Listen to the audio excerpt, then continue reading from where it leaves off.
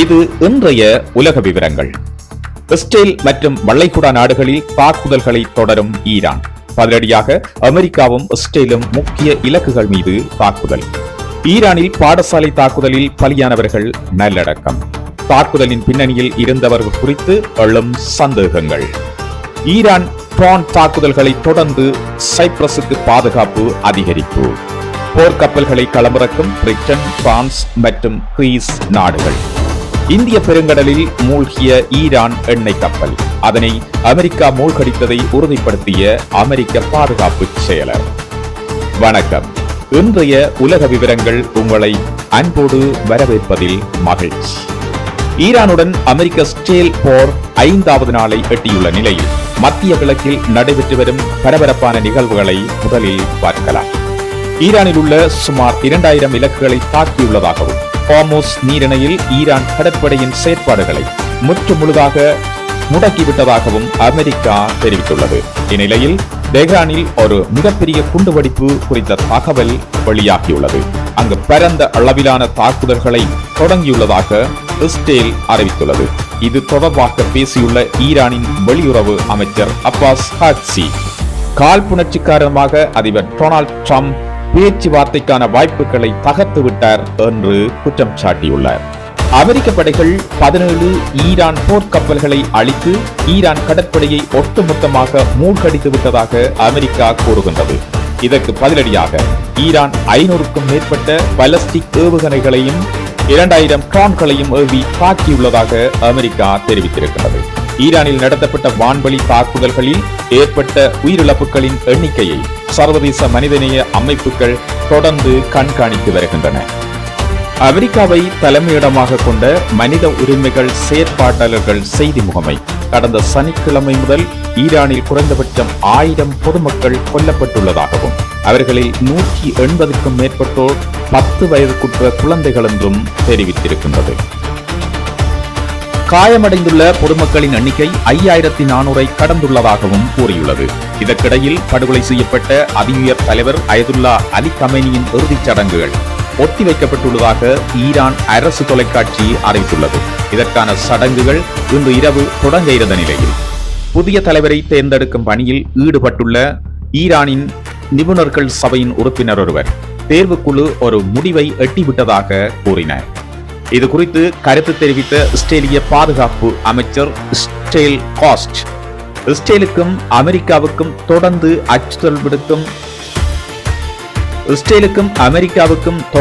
அச்சுறுத்தல் விடுக்கும் எந்த ஒரு ஈரான் தலைவரும் குறிவைத்து அளிக்கப்பட வேண்டிய ஒரு நேரடி இலக்காகவே கருதப்படுவார் என்று எச்சரித்திருக்கின்றார். அமெரிக்கா இந்த போரில் தனது குண்டுவீச்சு விமானங்களை ஈடுபடுத்துவது வழக்கத்திற்கு மாறான ஒன்றாக தெரிகின்றது. ஏன் போரிடுகின்றார்கள், எதை சாதிக்க விரும்புகின்றார்கள் என்பதற்கு அமெரிக்கா கூறும் காரணங்கள் முன்னுக்கு பின் முரணாகவும் அவ்வப்போது மாறிக்கொண்டும் இருக்கின்றன என்று நிபுணர்கள் கருத்து வெளியிட்டுள்ளனர். தெஹ்ரான் மீது மீண்டும் தாக்குதல்கள் நடத்தப்பட்டுள்ளன. கடந்த ஆண்டே ஈரானின் வான் பாதுகாப்பு அமைப்புகள் பெருமளவு இஸ்ரேலால் அழிக்கப்பட்டுவிட்டன. தற்போது நடத்தப்பட்டுள்ள தாக்குதல்களால் கட்டிடங்கள் இடிபாடாகியுள்ளன. பொதுமக்கள், தலைவர்கள் உட்பட நூற்றுக்கணக்கானோர் கொல்லப்பட்டுள்ளனர். இவ்வளவு பாதிப்புகள்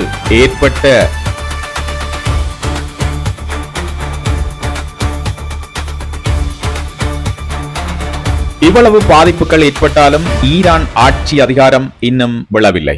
ஆட்சியை அகற்றுவது குறித்து கடந்த சில நாட்களாக அமெரிக்கா பேசி வந்த கருத்துக்களும் தற்போது குறைவடைந்துள்ளன. மேலும் ஈரான் இனியோர் அச்சுறுத்தல் இல்லை என கூறி குண்டுவீச்சை நிறுத்திய பிறகு அங்கு என்ன நடக்கும் என்பது குறித்து அமெரிக்கா பேசுவதும் மிக குறைவே. விளைவுகள் எப்படியாக இருந்தாலும் போருக்கு பிந்தைய ஈரானின் நிலைமையை ஈரானியர்களை பார்த்துக் கொள்ள வேண்டும் என்பதே அமெரிக்காவின்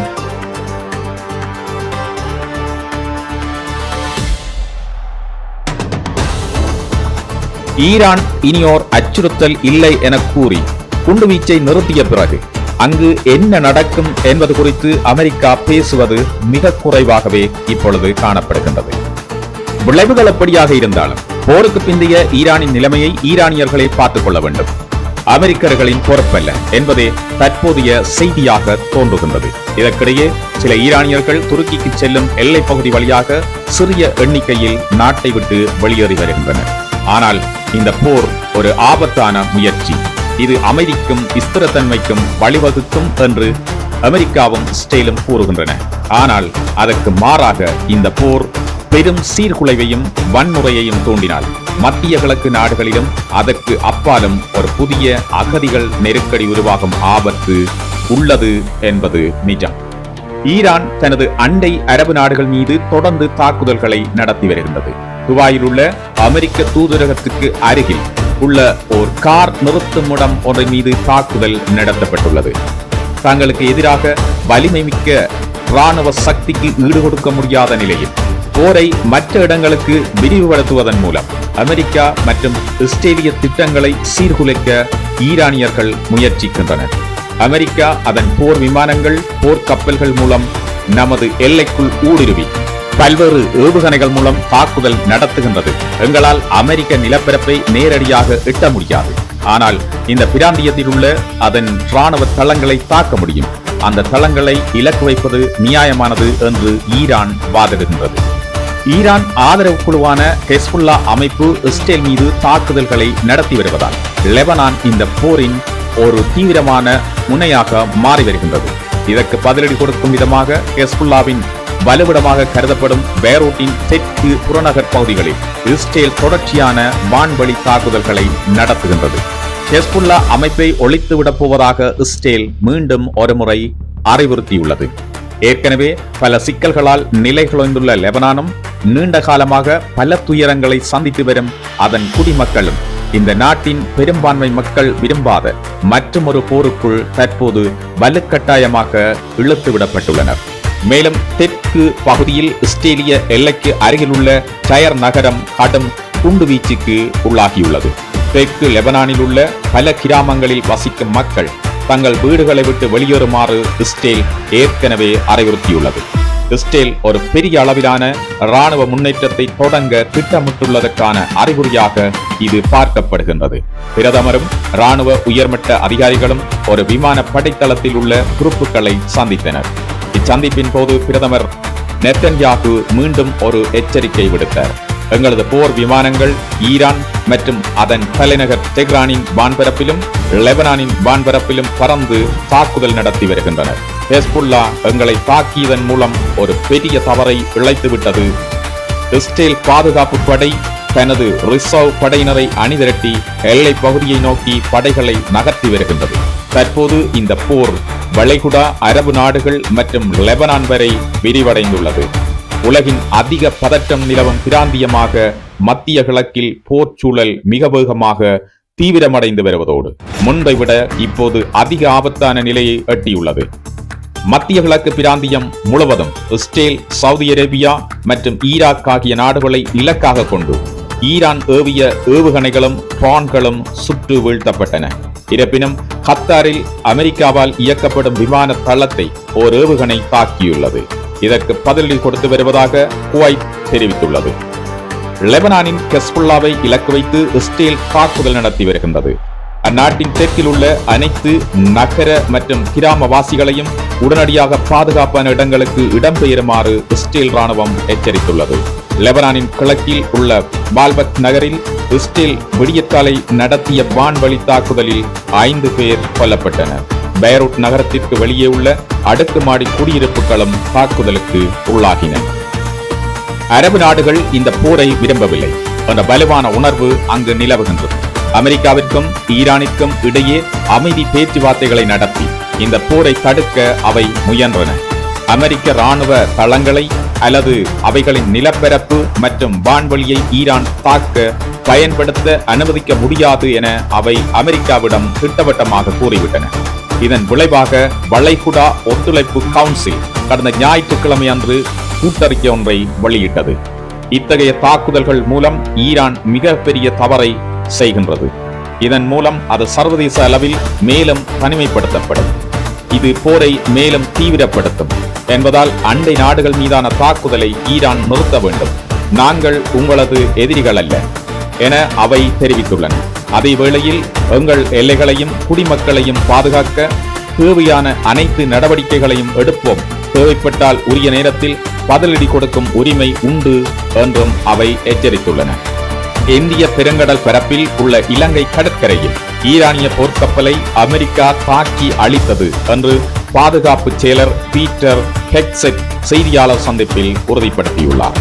இலங்கை கடற்படை மற்றும் விமானப்படை ஐரிஸ் தேனா கப்பலில் இருந்து 30க்கும் மேற்பட்ட ஈரானிய மாலுமிகளை மீட்டுள்ளது என்று சொல்லப்படுகின்றது. இந்த சம்பவம் ஈரான் மீதான போரின் நீண்டகால விளைவுகளின் கவலையை அதிகரித்து வருகின்றது. கடந்த வார இறுதியில் ஒரு பள்ளியின் மீது நடத்தப்பட்ட தாக்குதலில் கொல்லப்பட்ட மாணவர்களின் இறுதிச் சடங்குகளை ஈரானிய அரசு தொலைக்காட்சி ஒளிபரப்பியது. இதற்கு அமெரிக்கா மற்றும் இஸ்ரேல் தான் காரணம் என குற்றம் சாட்டியது. இருப்பினும் அமெரிக்காவும் இஸ்ரேலும் இதுவரை இதற்கு பொறுப்பேற்கவில்லை. ஈரானில் தற்போது நாடு தழுவிய இணைய முடக்கம் நீடிப்பதால் தகவல்களை உறுதிப்படுத்துவதில் சிக்கல் நிலை தொடர்கின்றது.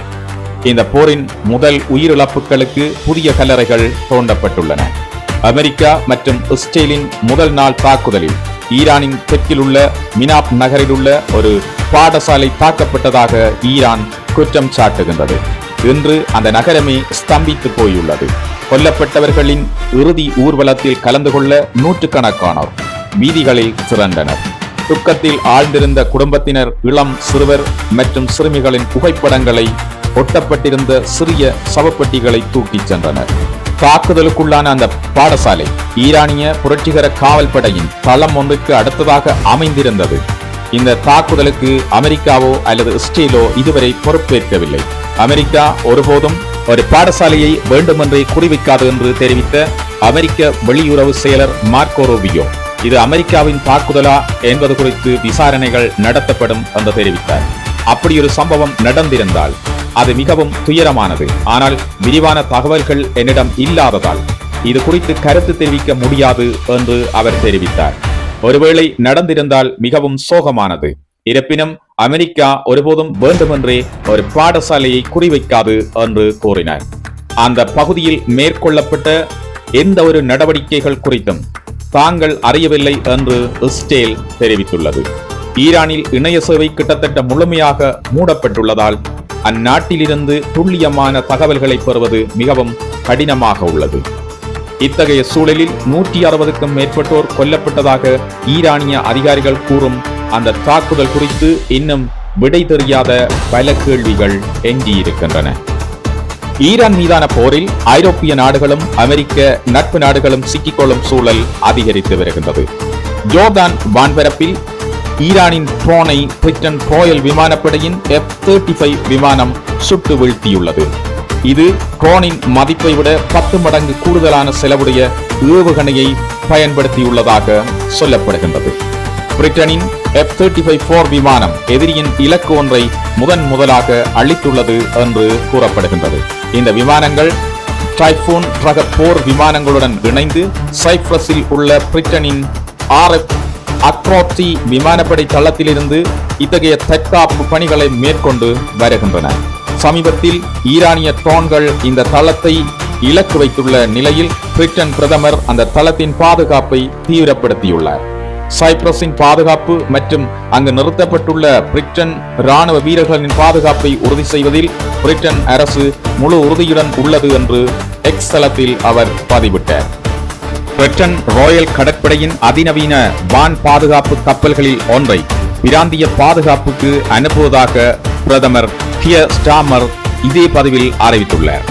ராயல் கடற்படையின் டைப் 45 ரக போர் கப்பல்கள் ஏற்கனவே இதுபோன்ற சவாலான பணிகளில் பல அனுபவம் கொண்டவை.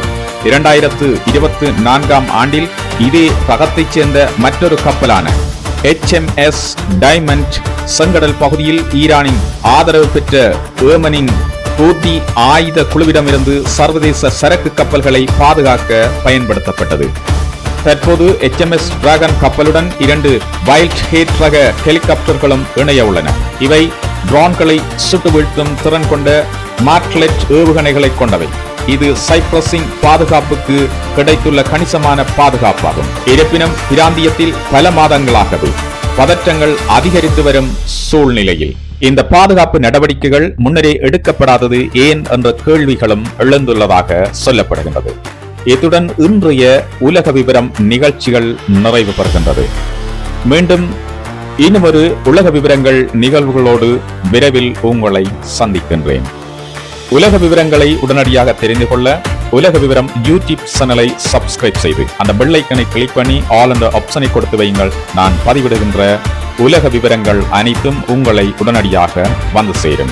காணொலியை பகிர்ந்து கொள்ளுங்கள். காணொலி தொடர்பான கருத்துக்களை பதிவிடுங்கள். மீண்டும் மற்றொரு உலக இன்றைய விவரங்களோடு உங்களை விரைவில் சந்திக்கின்றேன். வணக்கம்.